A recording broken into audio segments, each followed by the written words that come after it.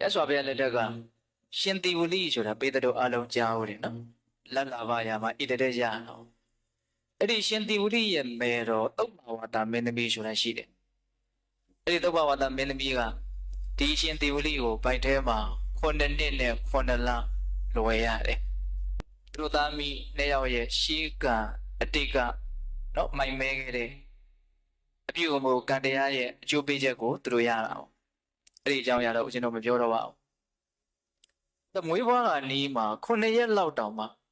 မိမျောလိုက်တတိယလိုက်ဝေဒနာကိုအပြင်းထန်အကြီးကျယ်ခံစားရတယ်ဒီတပ္ပဝတ္တမင်းသမီးက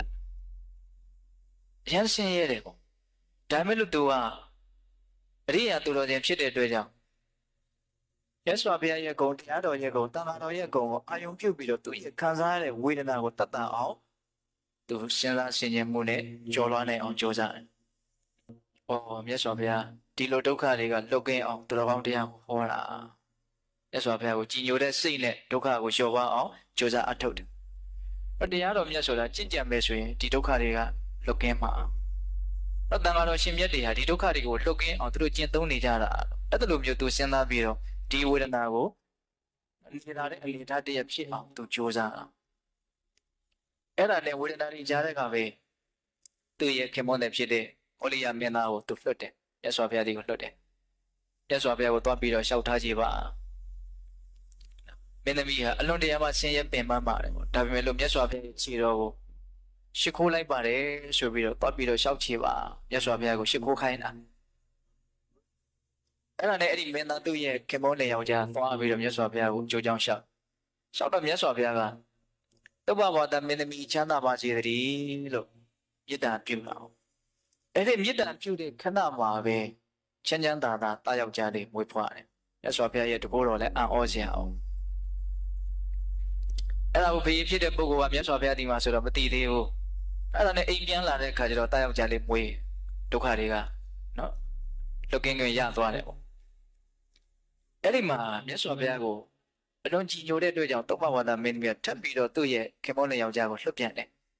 ဘုရားမှုရှိတဲ့တန်ဃာတော်တွေကိုအိမ်ကို9ရက်တိတိဆုံးကတ်ချင်ပါတယ်ဒါကြောင့်တွားပြီးတော့လျှောက်ထားပေးပါဦးအဲ့ဒါနဲ့တစ်ခေါက်ပြန်ပြီးတော့တွားတယ်ဟိုရောက်တဲ့ခါကျတော့မြတ်စွာဘုရားကိုဆွမ်းသားပင့်တော့မြတ်စွာဘုရားကရှင်မမောက္ကလန်ကိုအမိန့်ရှိတယ်ဗာအမိန့်ရှိတော့ဆိုတော့จิตမောက္ကလန်တဲ့မနေ့ဖြန်မှာဆွမ်းသားပင့်ထားတာတင့်ရဲ့တခါတွေကပင့်ထားတာအဲ့ဒီတကားတွေကိုတွားပြီးတော့ဖွင့်တောင်းကြည့်သုပ္ပဝါဒမင်းသမီးဟာအလွန်ဆင်းရဲဒုက္ခကနေကြီးမားတဲ့ဒုက္ခကနေတော့လွတ်မြောက်တဲ့အထိမ်းအမှတ်တွေနဲ့9ရက်တိတိဆုံးကတ်ခြင်းနဲ့ဒါကြောင့်9ရက်ပြည့်ပြီမှတင်တို့ဆုံးကတ်ပါတော့ပြောကြည့်မြတ်စွာဘုရားကအရင်လက်ခံပြီးသား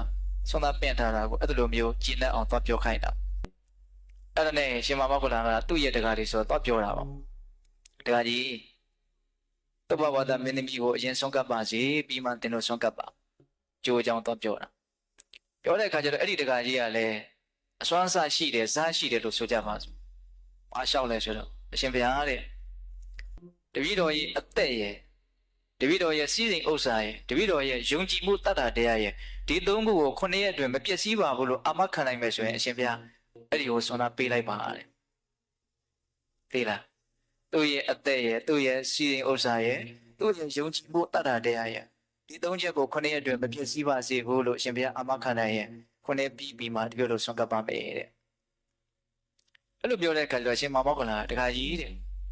တင့်ရဲ့အသက်ရဲ့တင့်ရဲ့စီးစိမ်ဥစ္စာရဲ့9ရက်အတွင်းမပြည့်စည်စေရဘူးလို့ငါအာမခံနေတဲ့ဒါပေမဲ့တင့်ရဲ့တရားတရားကိုတော့တင်ကိုယ်တိုင်ပဲမပြည့်စည်အောင်ဆောင်ရှောက်ပါတဲ့အကျဉ်းကမှလာတဲ့အဖြစ်ရလေးတွေကအလွန်မှတ်သားစရာကောင်းတယ်ပေါ့နိဒီဘက်ကဘာပြောတာတော့အသက်ကိုဥစ္စာပစ္စည်းကိုမပျက်စီးအောင်စောင့်ရှောက်ရတာတဲ့တရားတရားကိုမပျက်စီးအောင်စောင့်ရှောက်ရတာပုခတ်တယ်ဆိုတဲ့အဓိပ္ပာယ်ရောက်မနေဘူးလားစဉ်းစားကြည့်နော်အဲ့လိုပြောတဲ့အခါကျအဲ့တကကြီးတဲ့သဘောကျတယ်ဟုတ်တယ်အဲ့ဒါတော့ငါကိုယ်တိုင်ပဲစောင့်စည်းမှစောင့်ရှောက်မှပဲရမယ်ပေါ့နော်အဲ့ဒါနဲ့သူခွင့်ပေးတယ်ခွင့်ပေးတဲ့အခါကျတော့အဲ့ဒါမြတ်စွာဘုရားမှုရှိတဲ့တန်ဃာတော်တွေသုပ္ပဝါဒမင်းသမီးရဲ့အိမ်ကို9ရက်တိတိဆုံးဝေးကြွအဲ့ဒီလိုမျိုးဆုံးသားကြွတဲ့အခါကျတော့ဒီတိဝတိနော်9နှစ်သားလေးဖြစ်နေပြီလို့ဆိုကြပါစို့စမ်းကျင်မှုပေါ့နော်လောကကြီးရဲ့စမ်းကျင်မှုပေါ့တတ်သူစကားတွေဘာတွေလက်တက်နေပြီပြောတတ်နေပြီဘယ်သူနဲ့စကားပြောတာတုံးဆိုတော့ဦးဇင်းတို့ ရှင်သာရိပုတ္တရာနဲ့စကားပြောတာအဲ့ဒါရှင်သာရိပုတ္တရာကမေးတာ哦ဘယ်နဲ့တော့ချမ်းချမ်းသာသာရှိရလားအဲ့တော့ဒီကလေးကဘာပြောတော့ဆိုတော့ခုနှစ်နှစ်နဲ့ခုနှစ်လတီးတီးသွေးအိုင်ထဲမှာနေခဲ့ရတာဘယ်လိုလုပ်ချမ်းသာနိုင်မလို့ခင်ဗျာအဲ့တိုင်းရှောင်းအဲ့လိုမျိုးအခြေချစကားပြောတာကိုမေတော်ဖြစ်တဲ့တုပ္ပဝါဒမင်းသမီးကမြင်တယ်မြင်တဲ့အခါကျတော့အယမ်းကြည်လို့တယ်ပေါ့သူ့စိတ်ထဲမှာကြည်စမ်းငါရတာတရားစစ်သူကြီးရှင်သာရိပုတ္တရာနဲ့ပြိုင်ပြီးတော့စကားဆိုနိုင်တယ်အလွန်ပီတိဖြစ်တယ်အကြည်ပွားချမ်းသာတဲ့သာသမီကိုမြင်ရတော့မိဘတွေရဲ့မုရိတာသဘောကတော့ဒါအတိုင်းတက်တော့ဖြစ်မှာပေါ့နော်အဲ့လိုမျိုးပီတိတွေဖြစ်ပြီးတော့တာယာမှုတွေဖြစ်နေတာကိုဘယ်သူကသိတော့ဆိုတော့မြတ်စွာဘုရားသိတယ်သိတဲ့အခါကျတော့အဲ့ဒီတုပ္ပဝါဒကိုမြတ်စွာဘုရားဗာမင်းရှိတော့ဆိုတော့စေတမိတုပ္ပဝါဒတဲ့ဒီလိုသားမျိုးကိုရမယ်ဆိုလို့ရှိရင်မင်းဘယ်နှယောက်လောက်ရခြင်းတော့စောစောကဝိတာခါကိုမေးတယ်လို့မျိုးမေးတာနော်သူကအရင်ကျင့်တတ်နေတာ哦အဲ့တော့တုပ္ပဝါဒဘာပြောတော့ဆိုတော့9ယောက်လောက်ရခြင်းလေလို့ပြောရတယ်ကဲစောစောတုန်းကသူ9နှစ်နဲ့9လကိုဝန်ဆောင်ခဲ့ရတဲ့ဒုက္ခတွေကိုဘာဖြစ်သွားပြီတော့မေ့သွားပြီအตาရစရာနဲ့တွေ့ထားတဲ့ဒုက္ခတွေကိုတန်းပြီးတော့မေ့တာပဲအဲ့တုပ္ပဝါဒမင်းသမီးကဘာဖြစ်သွားရတော့ဒုက္ခတွေမေ့သွားပြီဟုတ်လားသူအစဉ်ပြေတာကိုတွေ့ရတဲ့ခါကျအစဉ်ပြေတာကိုမေ့သွားတယ်တကယ်တမ်းကဘဝမှာအစဉ်ပြေတာနဲ့မပြေတာတွေကရောနေတာအစဉ်ပြေတာကိုမစွန့်နိုင်သေးတဲ့မြတ်အစဉ်မပြေတာကိုလည်းပဲသိမ့်ပိတ်ထားရမှာဒါနားလည်ဖို့လိုတယ်အစဉ်ပြေတော့ပြုံးနဲ့အစဉ်မပြေမှမဲ့ဒါသိအိဗယ်မရှိဘူးဟုတ်လားအစဉ်မပြေတဲ့အချိန်မှာမဲ့ဖို့ကြံရင်အစဉ်ပြေတော့ငါအများကြီးပြုံးခဲ့တာပဲထေလိုက်ဖို့ကောင်းနေအောင်ဟုတ်တယ်မို့လားဒါကြောင့်ပေးတဲ့ပေါင်းတော်ကောင်းလို့တုပ္ပဝါဒရဲ့အဲ့ဒီအဖြေကိုမြတ်စွာဘုရားကဘလောက်ဓမ္မတန်ဝေကရမလဲပေါ့အဲ့ဒီအချိန်မှာမြတ်စွာဘုရားကသောတော်ကဦးဇင်းမပြောသေးဘူးဆိုတဲ့ဂါထာလေးကိုဥဒန်းကျူတာအလွန်ကောင်းပါလေအဲ့ဒီဥဒန်းဂါထာလေးအဲ့ဒါမကြနဲ့ပြောဖြစ်တယ်အဲ့ဒီဥဒန်းဂါထာလေးကိုအတာတံတတရူပေနပိယရူပေနအပိယဒုက္ခဒုက္ခတရူပေနပမတ္တမတိဝတ္တိတဲ့တူတူလေးဂါထာလေး၄ပါးဓာအဓိပ္ပာယ်အလွန်ကောင်းတယ်အဓိပ္ပာယ်ဘာပြောတော့ဆိုတော့အတာတံတတရူပေနတာယာဘွယ်မဟုတ်တဲ့လောကကြီးကတာယာဘွယ်ရာလိုနဲ့ပမတ္တမတိဝတ္တိမေးလျော့နေကြတဲ့တတ္တဝါတွေကိုလွှမ်းမိုးဖိစီးနှိပ်စက်ထားတယ်တဲ့။သုံးချက်ပြောမှအဲ့ဒါတစ်ချက်ပဲ။နော်တာယာဘွယ်ရာမဟုတ်တဲ့လောကကြီးကတာယာဘွယ်ရာလိုနဲ့မေးနေကြတဲ့တတ္တဝါတွေကိုလွှမ်းမိုးဖိစီးထားတယ်တဲ့အတ္တတံတတရူပေနပိယရူပေနအပိယချစ်ခင်နှစ်သက်ဖွယ်ရာမဟုတ်တဲ့လောကကြီးကချစ်ခင်နှစ်သက်ဖွယ်ရာလိုနဲ့ပမတ္တမတိဝတ္တိမေးလျော့နေရတဲ့တတ္တဝါတွေကိုလွှမ်းမိုးဖိစီးထားတယ်ဒုက္ခဒုက္ခတရူပေန